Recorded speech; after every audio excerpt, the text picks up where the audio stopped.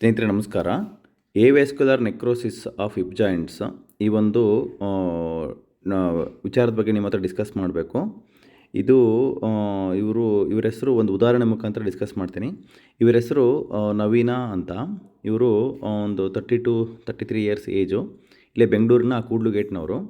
Almost ಒಂದು 4-5 ವರ್ಷದಿಂದ ಈ ಕಾಯಿಲೆಯಿಂದ ಸಫರ್ ಮಾಡ್ತಾಯಿದ್ರು. ಇದರಲ್ಲಿ ಏನಾಗುತ್ತೆ ಅಂದರೆ ಈ ಕಾಯಿಲೆಯಲ್ಲಿ ಹಿಪ್ ಜಾಯಿಂಟ್ಸು ಸಿಕ್ಕಾಪಟ್ಟೆ ಪೇಯ್ನ್ ಇರುತ್ತೆ ಮತ್ತು ತುಂಬ ಸ್ಟಿಫ್ ಇರುತ್ತೆ. ಮೂಮೆಂಟ್ ಮಾಡೋಕ್ಕೂ ನಡೆಯೋಕ್ಕೂ ಕೂಡ ತುಂಬ ಕಷ್ಟವಾಗಿರ್ತಕ್ಕಂಥ ಒಂದು ಪರಿಸ್ಥಿತಿ ಇರುತ್ತೆ. ಯಾವ ಥರ ಅಂತಂದರೆ ಅದು ಹಿಪ್ ಜಾಯಿಂಟು ಫ್ಲೆಕ್ಷನ್ನು ಆಗೋದಿಲ್ಲ ಮತ್ತು ಎಕ್ಸ್ಟೆನ್ಷನು ಆಗೋದಿಲ್ಲ. ಇವ್ರಿಗೆ ಒಂದು ಕಾಲು ಎತ್ತಕ್ಕೆ ಹೋದರೆ ಮಲ್ಕೊಂಡ್ಬಿಟ್ಟು 2 ಕಾಲು ಎತ್ತಕ್ಕಂಥ ಒಂದು ಪರಿಸ್ಥಿತಿ ಬರುತ್ತೆ. ಸಿಂಗಲ್ ಲೆಗ್ಗು ಎತ್ತಕ್ಕಾಗಲ್ಲ ಮತ್ತು ನಿಂಗೆ ನಡೆಯುವಾಗ ನಾವು 2 ಕಾಲು ಒಟ್ಟಿಗೆ ಇಟ್ಟು ನಡೆಯೋಕ್ಕಾಗಲ್ಲ ಸ್ನೇಹಿತರೆ. ಹಂಗಾಗಿ ಒಂದು ಕಾಲನ್ನ ಮುಂದೆ ಇಟ್ಟಾಗ ತುಂಬ ದೂರ ಇಡೋಕ್ಕಾಗಲ್ಲ ಮತ್ತು ಇನ್ನೊಂದು ಕಾಲನ್ನ ಮುಂದೆ ಇಡುವಾಗಲೂ ತುಂಬ ದೂರ ಇರೋಕ್ಕಲ್ಲ. ಅದು ಬಂದರೆ ಯೂಶಲಿ 2 ಹಿಪ್ ಜಾಯಿಂಟ್ಸ್ಗೂ ಬರುತ್ತೆ. ಸೊ ಇವರು ಹೇಳೋ ಪ್ರಕಾರ ಆಲ್ಮೋಸ್ಟ್ ಒಂದು 4-5 ಇಯರ್ಸಿಂದ ಕಂಟಿನ್ಯೂಸ್ ಸಫರ್ ಮಾಡಿದ್ದಾರೆ.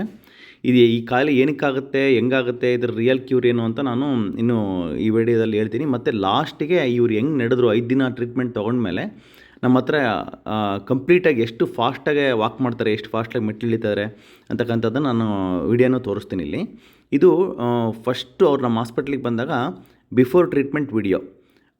ಎಷ್ಟು ಕಷ್ಟ ಇದೆ ಅಂದರೆ ನಡೆಯೋದಕ್ಕೂ ಕೂಡ ಇವ್ರಿಗೆ ತುಂಬ ಪೇಯ್ನು ಪ್ಲಸ್ ತುಂಬ ಜಾಯಿಂಟು ತುಂಬ ಸ್ಟಿಫ್ ಆಗಿದೆ. ನೋಡಿ, ಅದು ಮೆಟ್ಲು ಕೂಡ ಇಳಿಯೋಕ್ಕಾಗಲ್ಲ. ಒಂದೊಂದೇ ಮೆಟ್ಲನ್ನ ತುಂಬ ಕಷ್ಟಪಟ್ಟು ಇಳಿಬೇಕು. ಇಳಿಯುವಾಗ ಅದು ನಾವು ಒಂದು ರೇಂಜ್ ಆಫ್ ಮೂಮೆಂಟು ತುಂಬ ರಿಸ್ಟ್ರಿಕ್ಟ್ ಆಗಿರುತ್ತೆ. ಇದಕ್ಕಿನ್ನ ಕ್ರಿಟಿಕಲ್ ಆಗಿರ್ತಕ್ಕಂಥ ಲೈಕ್ ಪೇಷಂಟ್ಸ್ಗಳಿಗೆ ಟ್ರೀಟ್ಮೆಂಟ್ ಕೊಟ್ಟಿದ್ದೀವಿ. ಬಟ್ಟು ಇವ್ರದ್ದು ಅವ್ರಿಗೆ ಕಂಪೇರ್ ಮಾಡಿದ್ರೆ ಅಷ್ಟೊಂದೇನಿಲ್ಲ. ಸೊ ಹಾಗಾಗಿ ಒಂದು ನೋಡಿದರೆ ಕಂಪೇರ್ ಟು ಬೆಟರ್. ಬಟ್ಟು ಇದು ಒಟ್ಟು ಅವ್ರ ಕಾಯಿಲೆ ದೊಡ್ಡದೇನೆ. ಅವ್ರ ಕಾಯಿಲೆ ಯಾಕಂದರೆ 24 ಅವರ್ಸ್ ಪೇಯ್ನ್ ಇರುತ್ತೆ.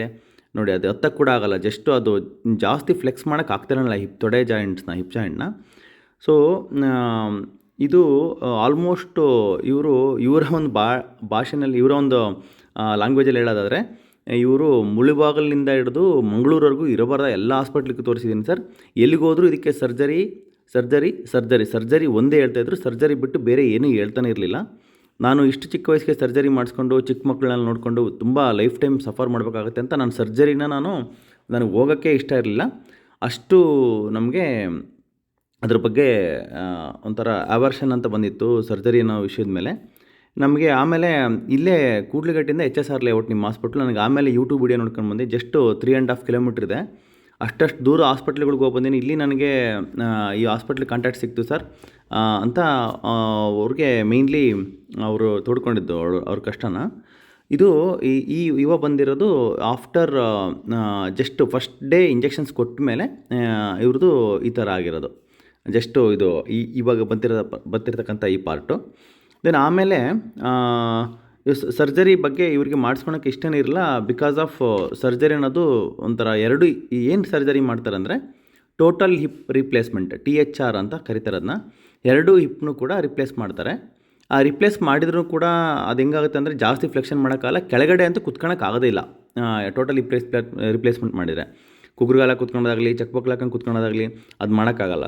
ಮತ್ತು ಆಟೋ ಎತ್ತಕ್ಕಾಗಲ್ಲ ಸ್ವಲ್ಪ ಹೈಟ್ ಆದರೆ, ಮತ್ತು ಕಾರ್ ಎತ್ತಕ್ಕಾಗಲ್ಲ. ಸ್ವಲ್ಪ ಮೆಟ್ಲು ಸ್ವಲ್ಪ ಹೈಟ್ ಇದ್ದರೂ ಕೂಡ ಎತ್ತಕ್ಕಾಗಲ್ಲ. ಆ ಥರ ಇರ್ತಕ್ಕಂಥ ಒಂದು ಕಂಡೀಷನ್ನು ಮಾರ್ಪಾಡುತ್ತೆ. ಇದು ಫಸ್ಟ್ ಡೇ ಟ್ರೀಟ್ಮೆಂಟ್ ಆದಮೇಲೆ. ಮತ್ತು ಇವಾಗ ಬರ್ತಿರ್ತದೆ ಇದು second day treatment. Second day ನಮ್ಮ ಹಾಸ್ಪಿಟ್ಲಿಗೆ ಬಂದಾಗ ಅವರು ಒಂದು ಸ್ವಲ್ಪ ಫ್ರೀಯಾಗೆ ಸ್ವಲ್ಪ ನಡೆಯೋ ಥರ ಆಗಿದ್ದರು.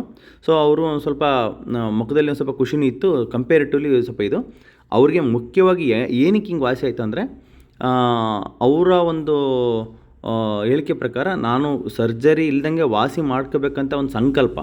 ಅಂದರೆ ಏನೇನೆಲ್ಲ ಮಾಡೋಕ್ಕಾಗತ್ತೆ ಸರ್ಜರಿ ಇಲ್ದಂಗೆ ಅಂತ.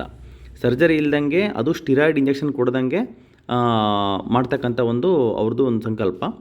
ಸೊ ಇಲ್ಲಿ ಈ ವ್ಯಾಸ್ಕ್ಯುಲರ್ ನೆಕ್ರೋಸಿಸ್ಸು ಬರೋದಕ್ಕೆ ಈ ಕಾಯಿಲೆ ಏನಿದೆ ಅಂದರೆ ಸ್ನೇಹಿತರೆ, ಈ ಕಾಯಿಲೆಯಲ್ಲಿ ನಮ್ಮ ದೇಹದ ರೋಗ ನಿರೋಧಕ ಶಕ್ತಿನೇ ನಮ್ಮ ಹಿಪ್ ಜಾಯಿಂಟ್ಸ್ನ ತಿನ್ನಕ್ಕೆ ಸ್ಟಾರ್ಟ್ ಆದಾಗ ಫುಲ್ಲು ಏನಾಗುತ್ತೆ ಅಂದರೆ ಅದು ವ್ಯಾಸ್ಕ್ಯುಲರ್ ನೆಕ್ರೋಸಿಸ್ ಅಂದರೆ ಸರ್ಕ್ಯುಲೇಷನ್ ಎಲ್ಲ ಸ್ಟಾಪ್ ಆಗಿಬಿಟ್ಟು ಹಿಪ್ ಜಾಯಿಂಟ್ ಒಳಗಿರ್ತಕ್ಕಂಥ ಕಾರ್ಟಿಲೇಜ್ ಎಲ್ಲ ಡೆತ್ ಆಗಿ ಸ್ಟಾರ್ಟ್ ಆಗುತ್ತೆ. ನೆಕ್ರೋಸಿಸ್ ಅಂದರೆ ಡೆತ್ ಅಂತ. ಸೊ ಡೆತ್ ಆಗಿ ಸ್ಟಾರ್ಟ್ ಆಗುತ್ತೆ. ಆಗ ತುಂಬ ಹಿಪ್ ಜಾಯಿಂಟ್ ಎಲ್ಲ ಫ್ರೋಸ್ ಆಗಿ ಸ್ಟಾರ್ಟ್ ಆಗುತ್ತೆ. ಅಲ್ಲಿ ಯಾವುದೋ ಮೂವ್ಮೆಂಟ್ ಇರೋದಿಲ್ಲ ಮತ್ತು ಕಂಟಿನ್ಯೂಸ್ ಆಗಿ ಪೇಯ್ನ್ ಇರುತ್ತೆ. ಆ ಥರ ಒಂದು ಮಾರ್ಪಾಡುತ್ತೆ ಎವ್ಯಾಸ್ಕ್ಯುಲರ್ ನೆಕ್ರೋಸಿಸಲ್ಲಿ. ಸೊ ಇದನ್ನು ನಾವು ಎಲ್ಲಿ ಮಾಡಬೇಕು ಅಂದರೆ ಅಲ್ಲಿ ಆ ಲೋಕಲ್ಗೆ ಸ್ಟಿರಾಯ್ಡ್ ಇಂಜೆಕ್ಷನ್ ಅಥವಾ ಏನು ಕೊಟ್ಟರು ಕೂಡ ಅದು ಕಮ್ಮಿ ಆಗೋಲ್ಲ. ಇವಾಗ ಎಂತೆಂಥ ದೊಡ್ಡ ದೊಡ್ಡ ಡಾಕ್ಟರ್ಸು ವೈದ್ಯರೆಲ್ಲ ಇರ್ತಾರೆ, ಅವರಿಗೆ ಸ್ಟಿರಾಯ್ಡ್ ಕೊಡೋದು ಗೊತ್ತಿರಲ್ಲ. ಸ್ಟಿರಾಯ್ಡ್ ಅವ್ರಿಗೆ ಯೂಶಲಿ ಅವ್ರು ಥಿಂಕ್ ಮಾಡೋದು okay this surgery is the only option ಇಲ್ಲಿ ಅಂತಕ್ಕಂಥದ್ದು. ಸ್ಟಿರಾಯ್ಡು ಅದೆಲ್ಲ ಏನು ವರ್ಕ್ ಆಗಲ್ಲ ಅಂತ ಅವ್ರಿಗೂ ಗೊತ್ತಿರುತ್ತೆ ಇದು. ಸೊ ನಾವು ಕೂಡ ಸ್ಟಿರಾಯ್ಡ್ ಕೊಡ್ದಂಗೆ ಅವ್ರಿಗೆ ಏನು ಒಂದು ಪ್ರೋಟೋಕಾಲ್ಸ್ನ ನಾವೊಂದು 5-6 ಥರದ ನಾವು ಮೂಲ ಕಾರಣದಿಂದ ನಾವು ಹೆಂಗೆ ವಾಸಿ ಮಾಡೋದು ಈ ಕಾಯಿಲೆನ.